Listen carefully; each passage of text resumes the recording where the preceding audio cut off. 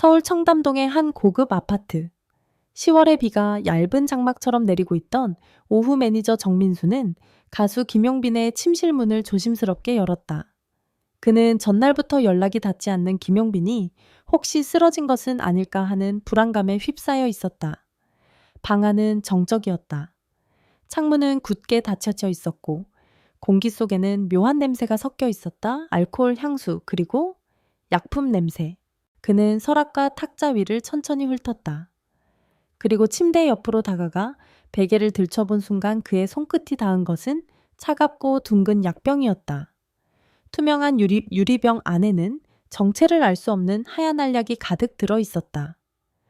라벨은 찢겨 있었고 남은 글자는 단 한 줄이었다. 용량 초과주의. 순간 민수의 손끝이 떨렸다. 그는 급히 병을 집어들고 주방 쪽으로 달려갔다. 병뚜껑을 열자 코를 찌르는 냄새가 났다. 병원에서 맡던 독특한 화학 냄새였다. 그의 머릿속에는 단 하나의 생각만 맴돌았다. 이건 치료용약이 아니야. 며칠 전 김용빈은 콘서트 리허설 도중 갑자기 무릎을 꿇고 쓰러졌다. 그때 담당 의사였던 박태현이 급히 달려와 진료했다.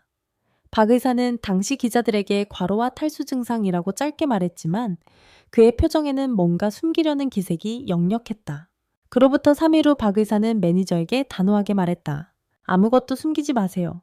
특히 그 사람의 약에 대해서는. 민수는 그 말을 이해하지 못했다. 그저 김용빈이 단순한 피로를 달래기 위해 비타민이나 수면제를 먹는 줄로만 알았다. 그러나 지금 그의 눈앞에 있는 건 의사가 두려워한 바로 그것이었다. 민수는 즉시 박 의사에게 전화를 걸었다. 선생님, 그 약병 뭔가 이상합니다. 베개 밑에서 나왔어요. 수화기 너머로 들려온 박 의사의 목소리는 떨리고 있었다. 그걸 절대 열지 마세요. 그 약은 일반인이 다룰 게 아닙니다. 무슨 약이죠? 김용빈 씨가 직접 복용한 겁니까? 지금 바로 그 병을 가져오세요. 그리고 절대 혼자 있지 마세요. 박 의사는 그 말을 남기고 전화를 끊었다. 민수는 혼란스러웠다. 하지만 이미 너무 늦었다. 그날 밤 11시 40분, 김용빈의 집 불빛은 여전히 꺼져 있었다. 민수가 다시 방문을 열었을 때 방 안은 완전히 달라져 있었다. 창문이 열려 있었고 커튼이 세차게 흔들리고 있었다. 바닥에는 깨진 유리 조각이 흩어져 있었다. 무엇보다도 김용빈이 사라졌다. 그가 마지막으로 남긴 흔적은 침대 위에 놓인 녹음기였다. 녹음 버튼 옆에는 빨간불이 여전히 깜박이고 있었다. 민수가 떨리는 손으로 재생 버튼을 눌렀다. 그들은 내가 진실을 말하지 않길 원해. 내가 받았던 약, 그건 치료가 아니었어. 기억을 지우는 약이었어. 짧은 숨소리, 그리고 끊어진 신음. 녹음은 그 순간 멈추었다. 다음날 언론은 김용빈 실종이라는 헤드라인으로 뒤덮였다. 소속사는 즉시 기자회견을 열었지만 대답은 모호했다. 현재 경찰과 협조 중이며 아티스트의 건강 회복을 최우선으로 하고 있습니다. 그러나 그들의 눈빛은 진심이 아니었다. 박태현 의사는 언론 앞에서 단 한 문장만 남겼다. 김용빈 씨가 복용한 약은 제가 처방한 것이 아닙니다. 며칠 후 경찰은 김용빈의 침실 근처에서 버려진 약병을 발견했다. 병 안은 비어 있었다. 감식반은 그 잔여물에서 기억 억제제 진정제 그리고 환각 유도 물질의 혼합 반응을 확인했다. 그중 일부는 아직 국내에서 허가되지 않으신 실험 약물이었다. 그 약물은 불안 혼돈 그리고 가짜 기억 형성을 유발할 수 있었다. 사람들은 말한다. 김용빈이 사라진 게 아니라 지워졌다고. 그의 음악, 그의 이름, 그의 목소리까지.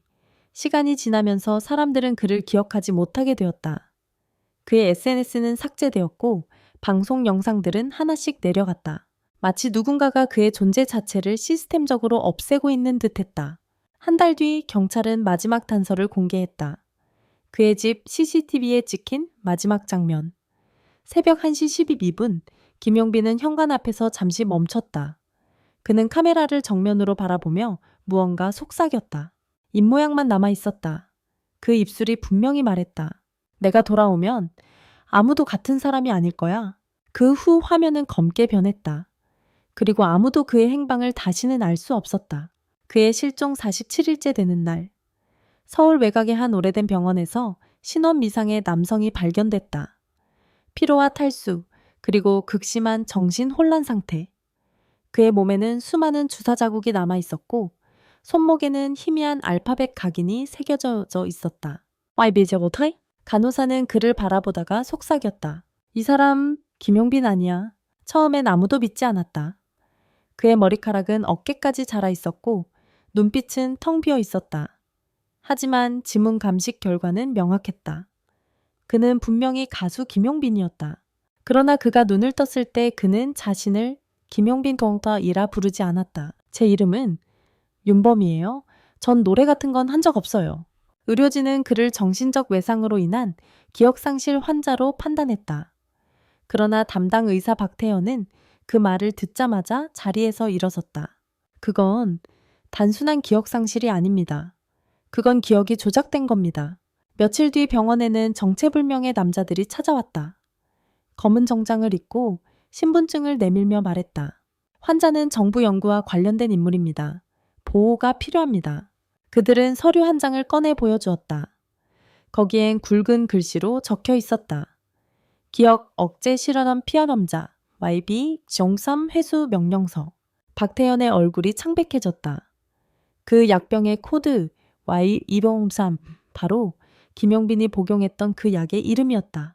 박태현은 즉시 매니저 정민수에게 전화를 걸었다. 그가 돌아왔습니다. 하지만 그가 아닙니다. 무슨 뜻입니까? 그는 다른 이름으로 다른 기억으로 살아가고 있어요. 누군가 그를 다시 만든 겁니다. 민수는 한동안 아무 말도 하지 못했다. 그러다 조용히 말했다. 그럼 그 사람은 진짜 김용빈이 아닐 수도 있겠네요. 며칠 후 병원 CCTV에는 이상한 장면이 포착되었다. 밤 2시 77분. 김용빈 아니 윤범이 병실에서 조용히 일어나 창문 쪽으로 다가갔다. 그는 마치 무언가에 이끌리듯 벽을 손으로 더듬으며 중얼거렸다. 여기가 아니야. 여긴 가짜야. 그들은 나를 다시 만들었어. 그의 눈빛은 허공을 향해 있었다. 마치 어딘가 보이지 않는 존재와 대화하듯. 다음날 아침 병실은 비어 있었다. 창문은 열려 있었고 커튼은 찢겨 있었다. 창틀 위에는 흙 묻은 발자국 하나와 테이블 위엔 손으로 쓴 메모 한 장이 있었다. 진실은 음악 속에 있다. YB의 세 번째 트랙을 들어라. 민수는 그 메모를 손에 쥐었다. YB 김용빈의 이니셜, 그리고 세 번째 트랙. 그가 실종되기 전 마지막으로 작업하던 앨범의 3번 트랙 제목은 저도이었다. 그날 밤 민수는 오래된 외장하드를 꺼냈다. 거기엔 공개되지 않은 데모 파일이 저장되어 있었다. 파일을 실행하자 희미한 피아노 전주가 흘러나왔다. 그러나 가사가 시작되자 그는 온몸이 얼어붙었다. 나는 나를 잊었다. 그들은 나를 새로 썼다. 내가 노래하는 건 나의 장례식. 노래가 중간에 끊겼고 이어지는 건 익숙한 기계음이었다. YB곡 3, 실험 개시, 주체의 기억 패턴 삭제 중.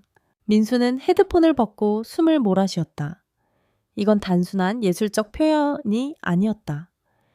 그는 이미 자신의 파멸을 예언한 곡을 남기고 있었던 것이다. 며칠 후 박태현은 병원 기록실에서 몰래 문서를 열람하다 발각되었다. 그 문서엔 충격적인 사실이 적혀 있었다. YB 프로젝트 고통 불안 감정, 기억을 제거한 완벽한 감정, 통제형 아티스트 제작 실험, 피험자 김용빈, 상태 기억 속어 완료 감정 재구성 진행 중, 목표 무한 생산 가능한 음악적 개체의 창조. 박태현은 그 페이지를 본 순간 손을 떨며 중얼거렸다. 그들은 인간을 악기로 만든 거야. 민수는 기자들에게 연락하려 했지만 이미 전화가 감시당하고 있었다. 익명의 메시지가 도착했다. 멈추세요. 당신이 알고 있는 그는 이미 다른 사람이에요. 그를 찾는 순간 당신도 사라집니다. 그리고 3일 뒤 새벽, 한 신문사의 메일함으로 한 통의 파일이 도착했다. 보낸 사람은 이름이 없었고 제목은 단 한 줄이었다. 김용빈의 마지막 인터뷰. 영상 속에서 그는 병원 가운을 입고 있었다. 눈동자는 텅 비었지만 목소리는 또렷했다. 그들은 내게 새로운 이름을 줬어요. 나를 지우고 다시 불렀어요. 하지만 음악만은 아직 제 안에서 저항하고 있습니다. 그의 마지막 말은 떨림 속에 묻혔다. 당신들이 듣는 노래는 내 목소리가 아닙니다. 그것은 그들이 만든 나의 잔향이에요. 그날 이후 그 영상은 순식간에 삭제되었다. 계정도 서버도 흔적도 남지 않았다. 그러나 누군가는 그 영상을 저장해 두었다고 한다. 밤마다 음성 파일이 인터넷 어딘가에 떠돈다. 음악이 흐르다 불현듯 이런 목소리가 들린다. 기억을 리셋합니다. 당신은 누구입니까?